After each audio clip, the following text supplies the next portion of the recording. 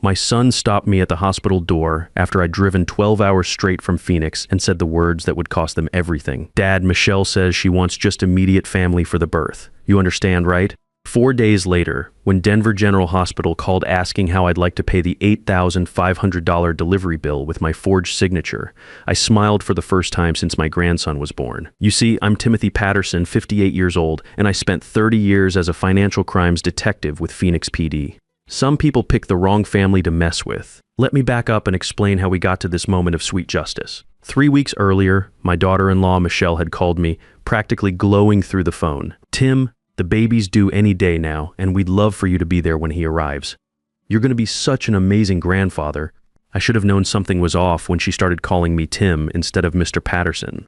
After 3 years of marriage to my son Bradley, she'd never been that warm. But the excitement of becoming a grandfather for the first time clouded my judgment.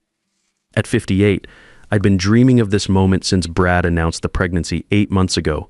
I live in Phoenix. They live in Denver. 12 hours of desert highways and mountain passes. I packed my best clothes, bought gifts for the baby, and even splurged on a nice hotel near the hospital. This was going to be one of the most important weeks of my life. The drive itself was brutal. My back ached from sitting so long, but every mile brought me closer to meeting my grandson. I'd stopped only for gas and coffee, calling Brad twice to check if there was any news.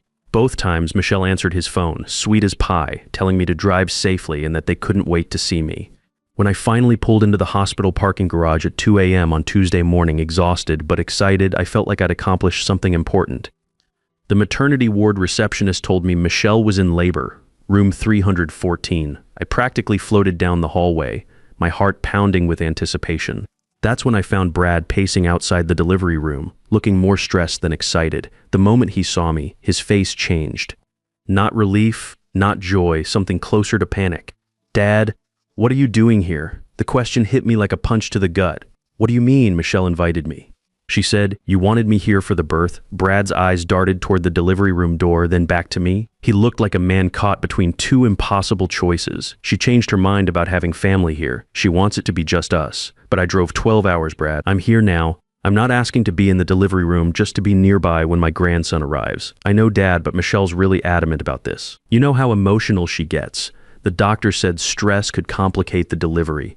Something in his voice told me this wasn't Michelle's sudden change of heart. This felt planned, orchestrated, but I was too tired and too shocked to fight in a hospital corridor. Fine, I said quietly. I'll go to my hotel and wait for your call.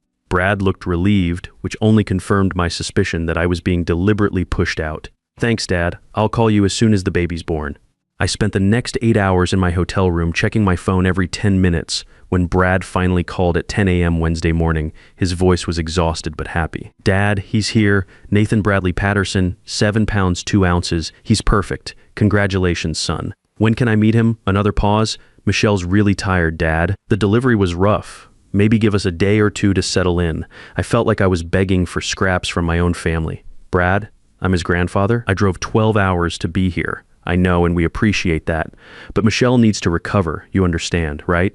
No, I didn't understand. But I agreed because what choice did I have? I spent 2 more days in that hotel room ordering room service and watching terrible daytime television while my son and his wife bonded with my grandson in a hospital 3 miles away. Friday morning came and went with no call. I finally drove to the hospital myself, determined to at least see my grandson through the nursery window.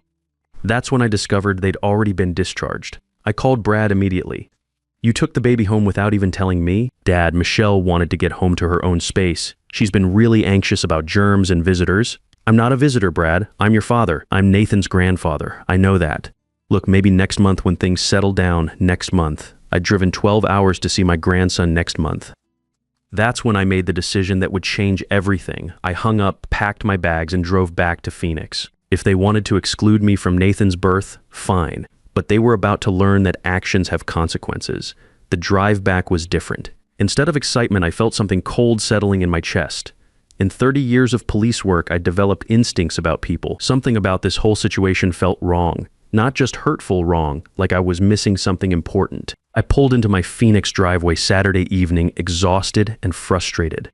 My neighbor, Mrs. Garcia, waved from her garden. How's the new grandbaby, Tim? Beautiful, I said, forcing a smile. Just beautiful.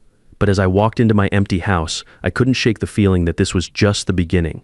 Sunday afternoon, my phone rang. The caller ID showed Denver General Hospital. Is this Timothy Patterson? Yes, ma'am. We have some paperwork issues regarding the birth of Nathan Bradley Patterson. The insurance claim was denied, and we need to discuss payment arrangements for the delivery bill. My heart started pounding, but not with anxiety, with something much more satisfying. I'm sorry, but I think there's been some confusion. I'm not responsible for that bill. Our records show you as the financial guarantor for Michelle Patterson's delivery. And that's when I realized exactly what my dear daughter-in-law had done while I was driving across 2 states to be there for my grandson's birth. Ma'am, according to our records, you signed financial responsibility forms for Mrs. Michelle Patterson's delivery. I sat down heavily in my kitchen chair, my mind racing. When exactly was this form signed? Let me check. It shows here that the forms were submitted electronically on November 15th at 11:47 p.m., November 15th. The night I was driving through the middle of nowhere, Utah, probably around the time I stopped for gas near Salt Lake City. I'd been on the road for 8 hours, exhausted and focused on getting to Denver safely. And how exactly were these forms submitted? Electronically through our patient portal. The signature appears to be yours, Mr. Patterson. The pieces were falling into place with sickening clarity. While I was white-knuckling it through a snowstorm on I-70, desperate to reach Denver before my grandson was born, Michelle was forging my signature on financial documents. I need to see these forms. Can you email them to me? Certainly. What email address should I use? 20 minutes later, I was staring at documents that made my blood boil. Not only had Michelle forged my signature, but she'd also somehow obtained my social security number, address, and financial information. The forms clearly stated that as the paternal grandfather, I had requested to be financially responsible for the delivery as a gift to the new parents. But the most infuriating part was the timing. These forms were submitted while Michelle was sweet-talking me on the phone about being there for the birth, knowing full well that she planned to stick me with the bill while excluding me from actually seeing my grandson. Now here's where my 30 years as a financial crimes detective kicked in. I didn't get angry. I got methodical. First, I pulled out my old case files and found my contact list from the department. Detective Stephen Williams in Denver PD's fraud division had worked with me on a multi-state identity theft ring 3 years ago. Good cop, thorough investigator. I gave him a call. Steve, it's Tim Patterson from Phoenix PD. I need a favor, and it's personal. Tim, how's retirement treating you? What can I do for you? Someone's committed identity theft against me, and I think there's more to it than just one incident. Can you run a background check on someone for me? Of course. What's the name? Michelle Patterson, maiden name unknown, lives in Denver, married to my son Bradley. Born around 1991, give or take. I'll run it through our databases and see what comes up. You thinking organized fraud? My gut says yes. The timing, the sophistication, it feels professional. While I waited for Steve's callback, I started documenting everything. Screenshots of Michelle's texts inviting me to Denver, call logs showing when she contacted me. Photos I'd taken during my drive with GPS timestamps proving where I was when the forms were supposedly signed. Even my hotel receipts and gas station purchases along the route. Then I called my old partner from financial crimes, Detective Patricia Rodriguez, who'd transferred to the FBI's white-collar crime division 2 years ago.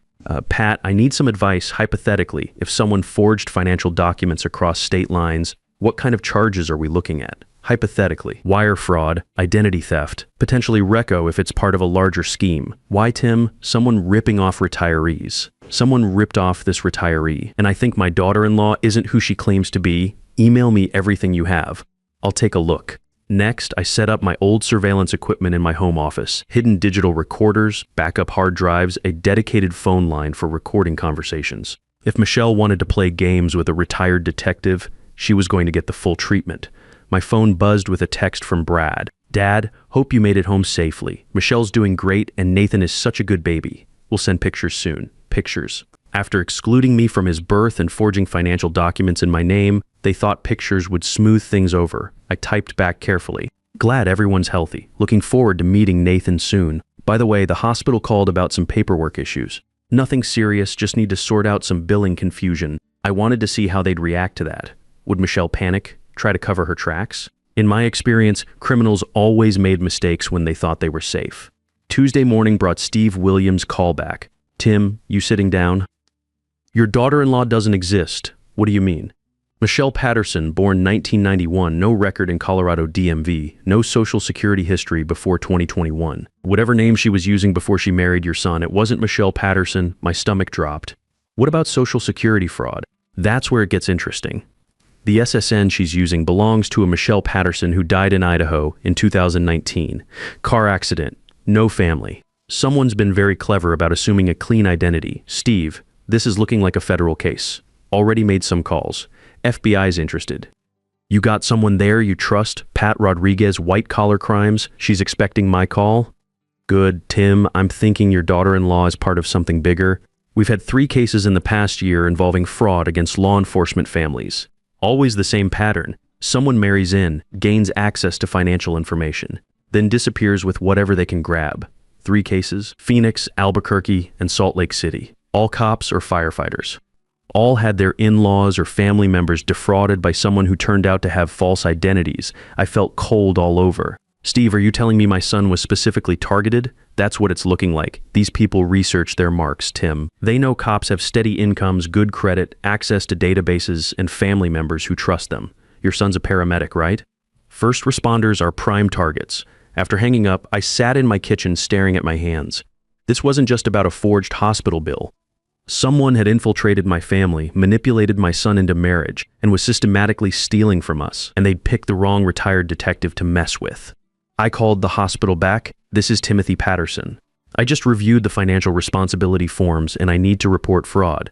Fraud, sir? That's right. And I'm a retired police detective.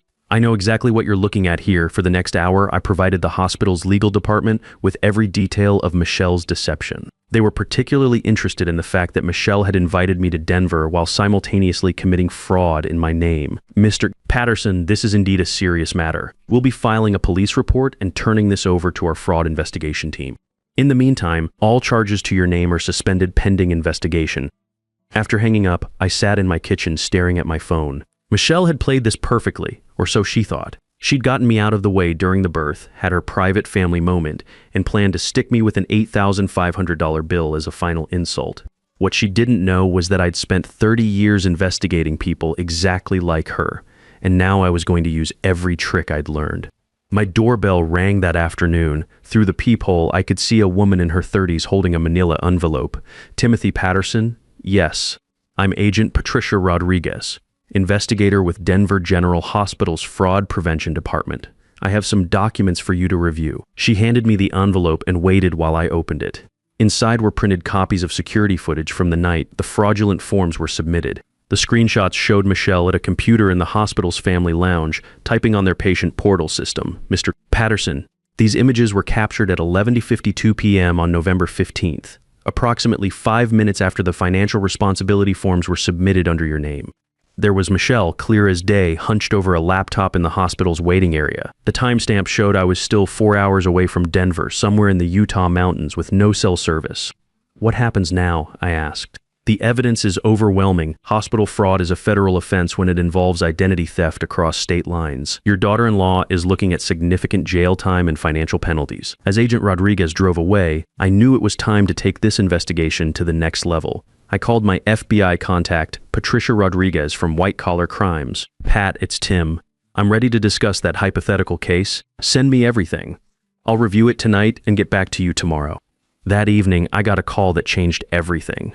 It was Steve Williams from Denver PD. Tim, we found something big. Remember those 3 cases I mentioned? We've been working with the FBI and they think your daughter-in-law is part of a 6-person criminal organization. 6 people. They call themselves family infiltrators. They research law enforcement families, have one of their female operatives seduce the target, then systematically steal from everyone connected. Your son wasn't randomly chosen, Tim. He was hunted. Jesus Christ. Gets worse. The ringleader is a guy named Anthony Rivera. He recruits women with criminal backgrounds, trains them in identity theft, and sends them out to marry first responders. They've hit cops in Phoenix, Albuquerque, Salt Lake City, and now Denver. What's their total take? Conservative estimate, $107,000 over the past 2 years. But here's the thing. We think they're planning something bigger with your family. Like what? Life insurance fraud. We found applications for substantial policies on Michelle and your grandson. If something were to happen to them, I felt sick. They're planning to fake their deaths. Or make them real. Tim, I need you to be very careful here. These people have killed before. After Steve's call, I knew I had to act fast but smart. I couldn't just wait for the FBI to build their case. My family was in immediate danger, so I decided to set a trap. The next morning I called Brad. Son, I need to talk to you about something important. Can you come over this weekend? Bring Michelle and Nathan, Dad. I don't think Michelle's ready for visitors yet. Tell her I'm not angry about the hospital thing. I understand she was stressed. In fact, I've got some good news to share. Remember my old partner Jack Morrison? He passed away last month and left me a substantial inheritance. $75,000. I'm thinking about setting up a trust fund for Nathan. I could hear Brad covering the phone, talking to Michelle in hushed tones. When he came back on the line, his voice was different, more excited. You know what, Dad? Michelle says she's feeling better. We could drive down Saturday morning. Perfect. Tell Michelle I'm looking forward to meeting my grandson properly. While I waited for Saturday, I prepared my trap. I set up hidden cameras in my living room and kitchen, positioned to capture both audio and video. I programmed my phone to automatically back up all recordings to a secure cloud server. I even borrowed some surveillance equipment from my old partner who ran a private investigation firm. Most importantly, I prepared fake documents showing the inheritance from Jack Morrison. Bank statements, legal papers, even a will, all fabricated but professional looking enough to fool someone who wasn't a cop. I also reached out to my network. 3 retired detectives agreed to be on standby nearby in case things went wrong. Pat Rodriguez from the FBI positioned agents 2 blocks away. Steve Williams arranged for Denver PD to monitor Brad's apartment in case Michelle tried to run. Saturday morning arrived with Arizona sunshine and cool November air. I made coffee, checked my recording equipment one more time, and waited. At 10:30 a.m., I heard car doors slamming in my driveway. Through my window, I watched Brad get out of their Honda Accord, then Michelle stepped out holding a baby carrier. My first glimpse of Nathan took my breath away. Even from a distance, I could see he looked just like Brad had as a baby. I opened the door before they could knock. Come in. Come in. Let me see my grandson. For the next hour, I played the role of excited grandfather. I held Nathan, took pictures, and made all the appropriate noises about how beautiful he was. And he truly was beautiful, innocent. Perfect, completely unaware that his mother was a professional criminal. Michelle seemed nervous, but tried to hide it. She kept glancing around my house, probably noting the security system, the good furniture, the family photos showing a comfortable retirement.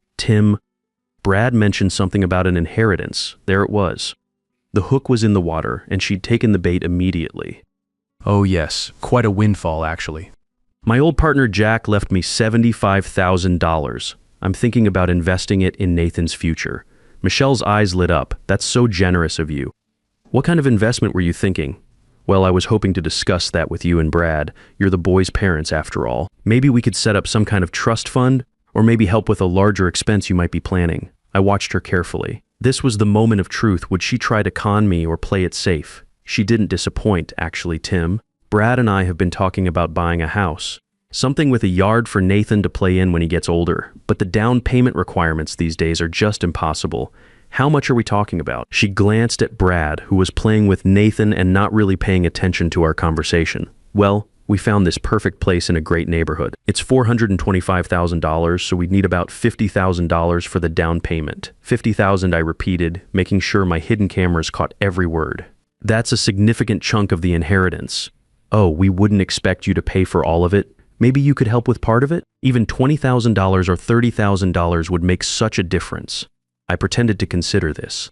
You know, Michelle, that sounds like a wonderful investment in Nathan's future.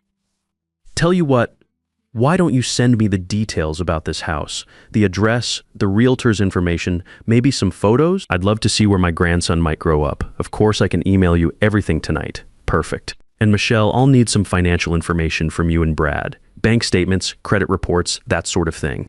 The trust fund lawyers will need to verify everything for tax purposes. I watched her face carefully for just a moment. I saw a flicker of something, panic, but she recovered quickly. Absolutely. We can get you whatever you need. After they left that afternoon, I immediately called Pat Rodriguez at the FBI. The trap worked. She took the bait, and it's all on video.